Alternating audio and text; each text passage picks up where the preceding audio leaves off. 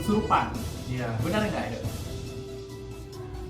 Saya lengahnya saya kan kalau sebelum kita berangkat pengabdian itu kan pasti ada wejangan-wejangan dari Ustadz. Kalian nanti suatu saat akan berada di tempat yang baru dengan orang yang baru. Jaga jaga attitude. Subscribe ataupun yang terus nonton video Bang Riyadi ini pasti bakalan tahu lah gimana gitu kan Ustadz Mas Rizal. Sehingga saya diukur sama beliau itu ada 4 kali lah.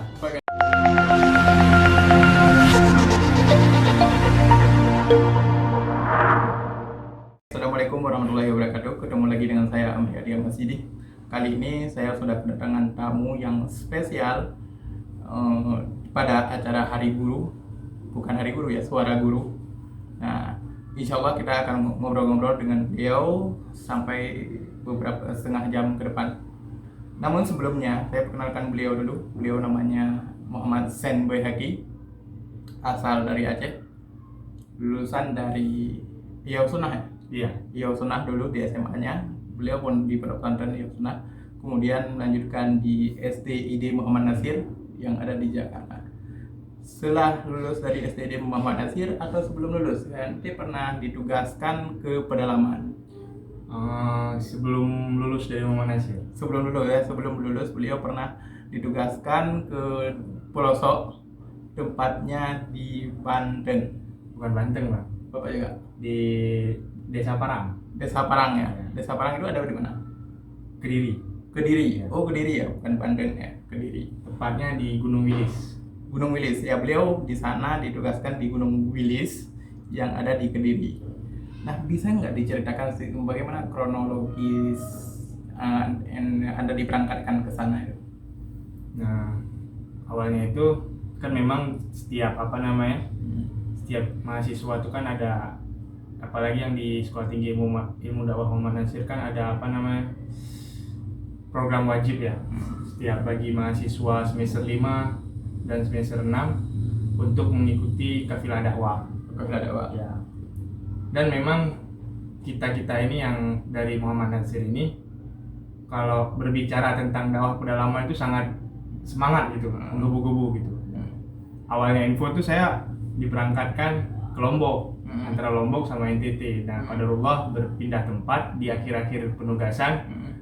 Jadinya saya tugas di Gunung Wilis. Gunung Wilis. Itu tugasnya di tempatnya di pondok pesantren apa?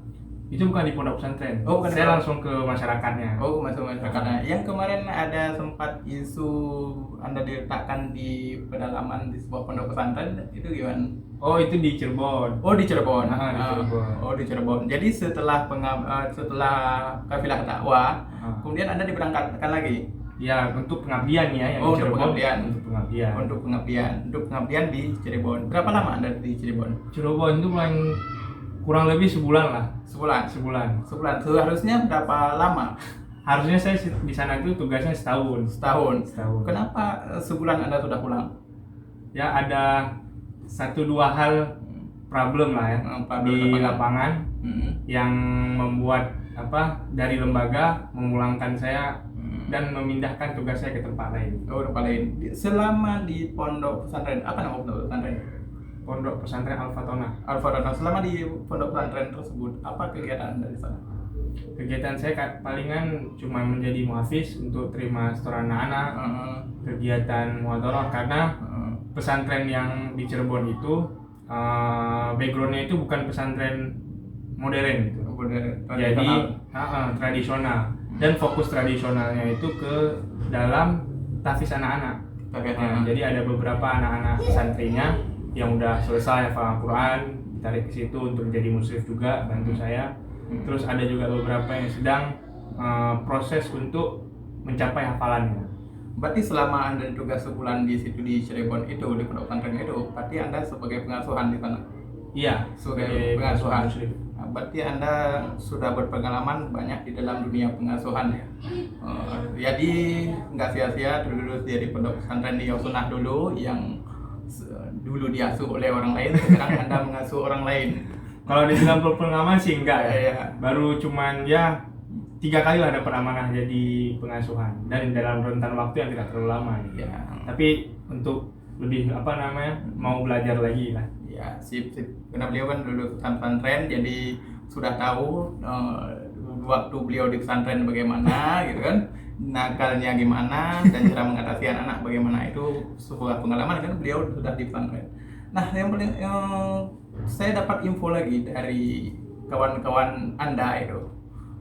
Kalau Anda itu di sana itu sempat selama di Cirebon ya? Iya, Cirebon. Selama di Cirebon Anda sempat kesurupan. Iya. Benar nggak itu? Dibuka nggak ya di sini ya? Iya. Qadarullah saya sempat kesurupan lah, apa namanya? Ya kesurupan lah dia bilang. Kesurupan ya. Berapa lama Anda merasakan kesurupan itu? Itu kurang lebih seminggu. Penyebab kesurupan itu gitu. Apa yang menjadi latar belakang Anda kerasukan di situ? Nah, ini juga sebenarnya bisa, kalau misal kita pandang dari sisi positif, bisa menjadi pengalaman sekaligus pelajaran. Begitu saya sampai di Cirebon itu, saya lengahnya saya kan, kalau sebelum kita berangkat pengabdian itu kan pasti ada wejangan-wejangan dari Ustadz. Kalian nanti suatu saat akan berada di tempat yang baru dengan orang yang baru. Jaga jaga attitude. Nah, jangan lupa bismillahirrahmanirrahim, la yadurru ma'asmi syai'un fil ardi wala fis sama'i wa huwas samiul alim. Seperti itulah kurang lebihnya. Nah, saya masuk ke situ karena dalam pikiran saya itu udah kacau gitu ya. Nah, itu memang pure kesalahan saya sendiri, itu kacau. Saya mikir baru selesai skripsi, baru selesai wisuda, belum ada sempat refreshing gitu kan, belum ada sempat refreshing karena memang kita dituntut di STID ini setelah wisuda itu nggak ada Nggak ada refreshing lagi, nggak ada liburan gitu nggak kemana. ada. Nah, jadi ya udah selesai pusing dari skripsi, pusing dari kuliah, langsung lagi kita tugas gitu kan ya, pedalaman. Nah, saya melupakan hal tersebut hingga pada minggu ketiga kalau nggak salah. Sore itu saya baru selesai mengajar anak-anak TPA. Jadi saya di sana itu nggak fokus untuk jadi musyrif doang. Saya coba mengembangkan sosialisasi sama masyarakat dengan membuka TPA kembali. Saya selesai ngajar anak-anak TPA, saya masak mie di dapur. Selesai saya masak mie, air panasnya itu saya buang di semak-semak lah, bisa dikatakan semak-semak, tempat santri-santri itu buang sampah ke situ kalau habis masak. Saya buang air panasnya situ masih mendidih. Nah, itu kalau misalnya saya introspeksi kembali, mungkin ke situ awal mula kejadian itu. Mungkin di sana ada jin sedang beranak mungkin. Ya, kita nggak tahu itu. Anda membuang air panas sembarangan. Itu kan bagian dari attitude ya. Ya, bagian dari attitude. Nah, setelah itu malamnya berjalan seperti biasa. Saya masih baik-baik saja tuh.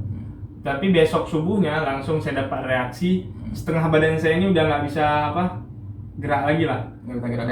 Dari dada sampai ke bawah itu nggak bisa gerak lagi. Ketika dibangunin sama santri, kan kebetulan satu kamar sama santri itu. Nah, saya memang nggak bisa gerak lagi nih. Dan malamnya memang di malam itu juga, di malam hari saya buang air itu, saya dimimpiin kalau seakan-akan di mimpi itu saya tuh lagi pengabdian, tapi bukan di Cirebon itu ya, di satu desa yang desa banget gitu. Terus banyak pohon bambu di desa itu. Semua masyarakat di situ kulitnya itu melepuh kayak orang kena air panas, atau kena minyak goreng tuh, merah-merah, ada yang gelembung-gelembung gitu. Nah, tapi mereka nggak ngasih nampak mukanya. Di mimpi saya yang saya ingat, mereka itu nggak ngeliatin mukanya gitu. Hingga saya datang, karena kan di mimpi itu saya merasa, saya ini seakan lagi pengabdian gitu. Di mimpi itu saya ngerasa saya lagi pengabdian, tapi bukan di Cirebon, di desa itu. Saya tanya ke salah seorang anak, "Dek, ini kenapa?" gitu kan, "Ini kenapa kok pada gini semua?" gitu, masyarakat, warga-warganya. Terus si anak itu dia nggak ngejawab apa-apa, tapi seakan-akan saya itu ngerti apa maksud dari si anak ini gitu. Dia cuma nangis doang, karena di sebelah dia itu ada orang ibu di dalam mimpi saya. Nah, subuhnya langsung setengah badan saya itu nggak bisa gerak. Nah, awal disitulah reaksi kemudian kembali bereaksi sampai kesurupan, kemudian sampai Anda dibawa pulang ke sini. Ya. Setelah dibawa pulang ke sini, saya dengar berita dari teman Anda sendiri juga ini. Anda pernah diruqyah? Apa reaksi waktu Anda diruqyah? karena saya nggak sadar ya, jadi saya kurang kurang mengetahui informasi. Kurang mengetahui informasi. Kalau itu palingan teman-teman cuma bilang saya itu melawan gitu, kata-kata berkata-kata yang kasar lah, tidak enak didengar. Palingan itu ya namanya di dalam tubuh menguasai setan. Karena kalau pure manusia itu bakalan malu kalau berkata kasar di depan orang-orang. Nah, itu palingan. Tapi kalau yang saya rasain pribadi, badan saya cuma kerasa berat di pundak ini doang, sama kepala itu. Badan di pundak sama kepala doang. Berarti di situ areanya kemungkinan ya. Tapi saya juga pernah mendengar berita dari kawan Anda juga gitu. Kan di SDID itu kan sudah diajarkan mata kuliah tentang bagaimana menghadapi diri sendiri agar nggak bisa kesurukan, biar nggak kemasukan gitu kan. Dan yang lain kan itu sudah diajarkan sebelum Anda diturunkan ke perlaman. Kenapa Anda bisa begitu kerasukan di perlaman? Padahal kan udah ada diajarkan selama di kampus itu. Kemarin. Dan Anda sebenarnya harus siap di masyarakat seharusnya begitu. Ya kan, maka itu kembali lagi saya bilang ini pengalaman saya misalnya gitu, ini pengalaman saya, terus pengalaman ini saya jadi pelajaran yang kemudian hari saya nggak bakalan bisa, walaupun dalam keadaan dan kondisi apapun kita nggak boleh lengah terhadap pengawasan hal tersebut, minta berlindung kepada Allah, menjaga attitude gitu. Karena memang ini gimana ya dibilang, ya seperti itulah. Saya udah dapat wejangan yang hal seperti itu tuh udah dapat. Tapi memang saya akuin di lapangan yang pada saat di Cirebon itu saya lengah. Karena kenapa? Sebelumnya di Gunung Wilis itu kan saya sempat 2 bulan di Gunung Wilis. Kalau dibilang lebih lebih angker, lebih mencengkam gitu kan, suasananya lebih mencengkam.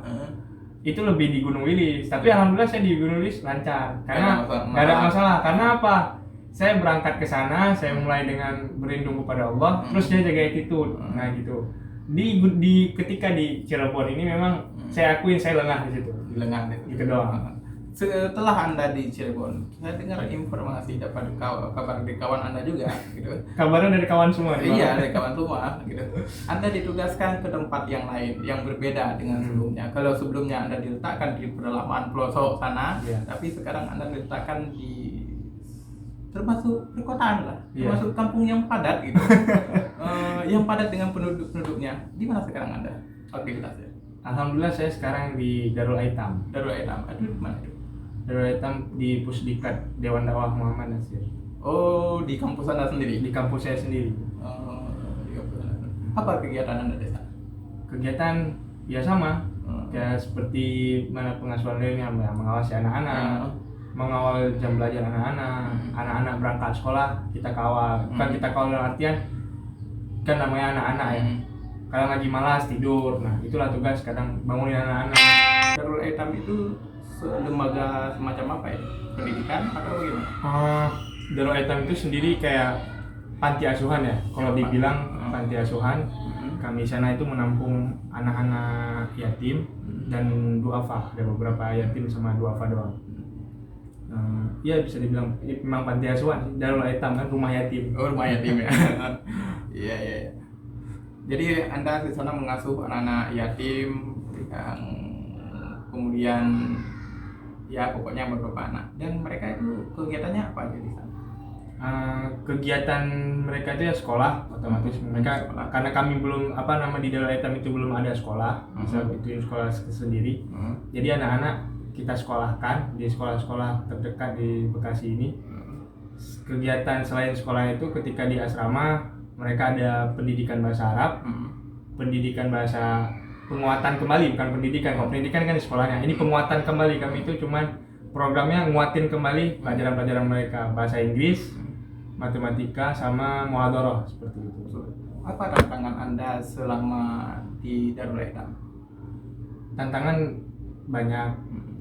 Tantangan datang dari diri sendiri terkadang. Dan kalau dari sendiri itu paling kadang ya kita ini manusia lagi semangat gitu tuh Bang. Kadang kalau lagi lagi turun semangat kita ya turun. Itu kan termasuk tantangan itu.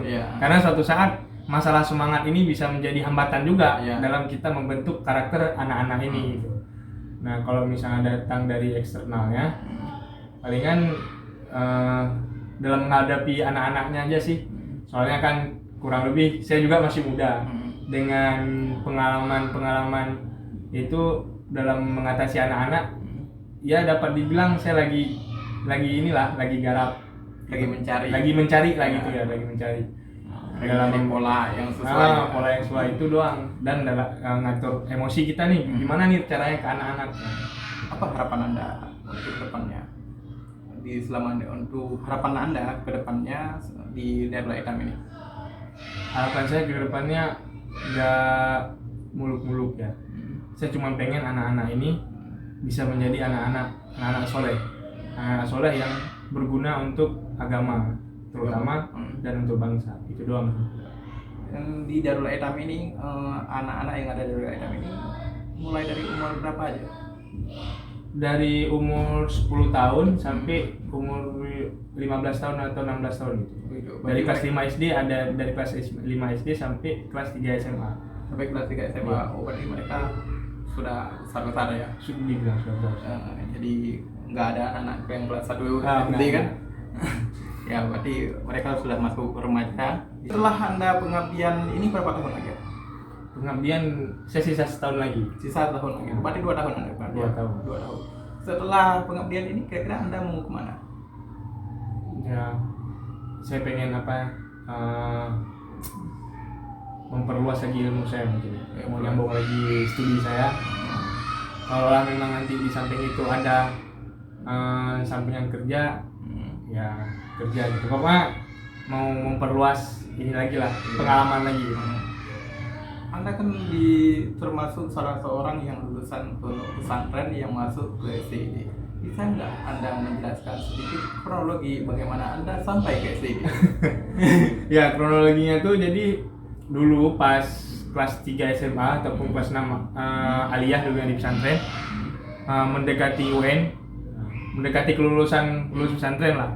Salah seorang alumni kita, karena memang santer-santer berita nih Bang Amriadi ini, ya, Bang Amriadi, terus Bang Royan ya, Bang Royan sama Bang Miftah ya sama Bang Miftah itu udah berangkat ke Jakarta gitu.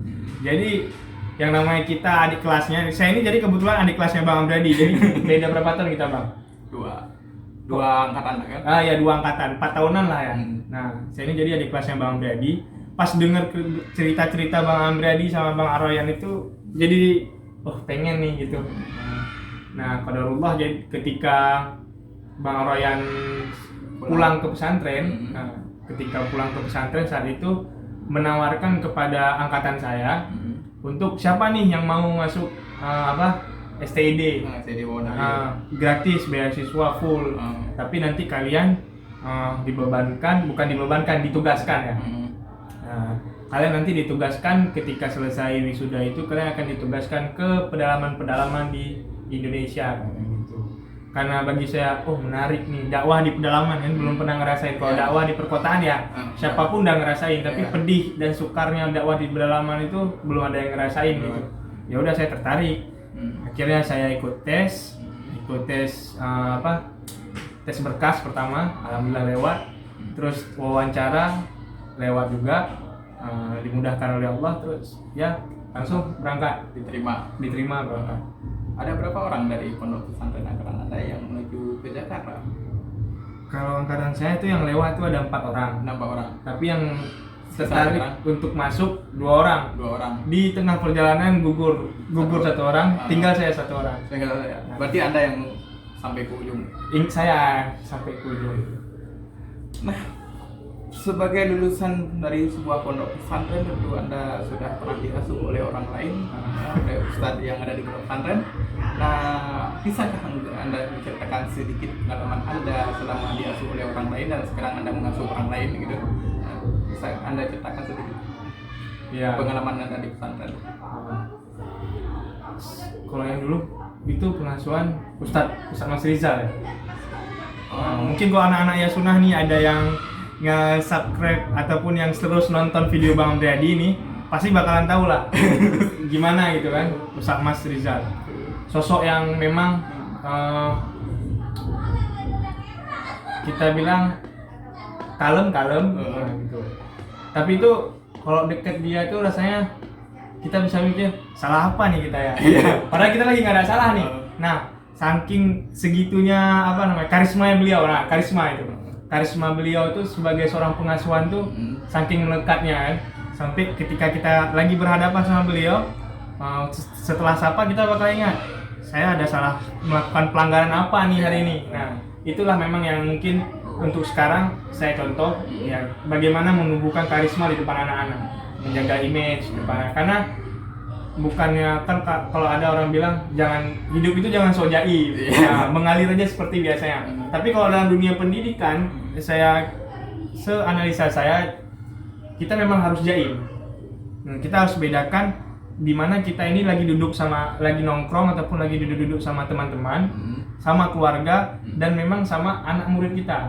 Karena kalau kita gabungkan semuanya, misalnya gaya kita nongkrong di luar, gaya kita berinteraksi dan bersosial di luar dengan kita bersosialisasi dengan anak-anak, itu bakalan canggung nantinya. Nah, kalau di luar oke, memang diterima, tapi kalau dengan anak-anak itulah tadi muruah ya, bahasa martabat lah. Martabat kita bakalan turun depan anak. Jadi bagi saya memang jaim ataupun jaga image di depan anak-anak itu memang penting sih kalau sebagai seorang pengasuh ataupun muslim dalam sebuah pondok pesantren. Ya, kalau dibilang Ustadz Mas Rizal memang beliau sebenarnya orangnya gaul sih beliau. Iya, gaul. Ya, gaul anak muda gitu. Maka itu beliau memang sangat dihormati di pondok pesantren gitu. Ada berapa kali dihukum sama beliau? Sehingga saya dihukum sama beliau itu ada 4 kali lah. 4 kali. Berarti lebih banyak Anda dengan saya. Iya, saya pelanggarannya itu aja bang. Pelanggarannya itu aja, telat balik. Berarti ya kalau saya cabut. Sampai yang botak gundul gitu. Ini bukan saya cabut pesan. Memang saya botak sendiri. Karena saya dalam komunitas tuyul, tapi bukan tuyul negara. Saya nggak pernah ngambil uang rakyat, apalagi ngambil uang masyarakat gitu. Saya botak sendiri untuk ini biar fresh saja. Ya fresh saja karena saya lagi banyak kesibukan yang banyak harus dipikirkan. Ya pokoknya gitu. Apa pesan-pesan dan kesan-kesan yang ingin Anda sampaikan kepada pemirsa Amri Adi Masjid? Ya. Pesannya itu tadi yang pertama mungkin berangkat dari pelajaran dan pengalaman saya bagi para pemirsa ataupun viewers Amri Adi ya bang. Amri Adi, dimanapun kita berada, dimanapun tempat bumi kita pijak, tetap kita harus menjaga sikap. Karena mungkin sikap kita yang sekarang ataupun attitude yang kita lakukan sekarang di tempat yang sekarang kita duduki itu cocok ya, ataupun itu cocok untuk tempat yang kita duduki sekarang. Akan tapi bisa saja berbeda ketika kita masuk ke daerah orang lain ataupun tempat orang lain. Maka oleh karenanya kita harus menjaga attitude dimanapun kita berada. Dan jangan lupa selalu meminta perlindungan kepada Allah. Selalu meminta perlindungan kepada Allah agar kita ini dilindungi tidak hanya dari kasat mata dari manusia, tapi kita juga dilindungi dari syaitan gitu. Karena memang Allah lah sebaik-baik pelindung. Nah, kalau yang kedua pesan saya paling bagi kita nih musrif muda gitu. Kalau untuk pengasuhan yang udah senior lah ya, ngapain lagi saya kasih pesan, karena ya saya mungkin harus lebih gali ilmu dengan beliau-beliau ini. Tapi kalau untuk kita nih muslim-muslim muda, terutama untuk saya juga, kita terkadang harus pinter dan lihai dalam menjaga emosi kita. Karena memang terkadang anak-anak itu sesekali memang menjengkelkan gitu. Tapi kalau kita langsung pukul dia dengan satu hentakan yang keras, maka dia bakal menjadi suatu karakter yang keras. Tapi kalau kita mendekati dia lembut, perlahan, nah dia bakalan menjadi karakter yang berubah dengan sendirinya, tidak dengan paksaan, tidak dengan ancaman. Tapi kalau memang udah nggak bisa lagi baru gitu. Kalau udah nggak bisa lagi, udah lembut, udah kita ingetin baik-baik, udah mendekati pendekatan baik-baik, nggak bisa, ya itu baru tuh masuk dalam satu ruangan kan. Gitu. Ya. Siapa aja rekan Anda yang menjadi pengasuh di pondok pesantren? Siapa ya? Kayaknya saya sendiri. Baru Sendiri? saya sendiri ya. Iya. Teman-teman saya yang satu angkatan dulu di mana nih Bang? Di STD apa di pondok dulu? Di pondok pesantren dan juga STD. Oh. Dua-duanya. Kalau di STD otomatis banyak. Banyak. Ada beberapa lah yang jadi musyrif juga, jadi pengasuhan juga. Tapi kalau di angkatan di pondok, seingat saya, setahu saya juga sampai sekarang ini saya doang. Saya Anda kenal dengan Zainuddin, abangnya siapa namanya? Mustafa. Ya. Beliau sekarang pimpinan pondok pesantren. Insyaallah. Iya. Abangnya Mustafa. Anda pasti kenal yang namanya Mustafa kalau alumni Yosunah juga. Angkatan Anda ya? Enggak. Angkatan Farah. Enggak tahu. Abang G. Siapa nih? Zaki. Zaki dan yang lainnya. Oke, terima kasih pada kesempatan yang berbahagia. Nanti kita kalau ketemu dengan Zainuddin, nanti kita bicara dengan beliau di Suara Guru yang selanjutnya. Terima kasih. Sampai jumpa di edisi selanjutnya. Saya Amriadi mundurkan diri. Assalamualaikum warahmatullahi wabarakatuh.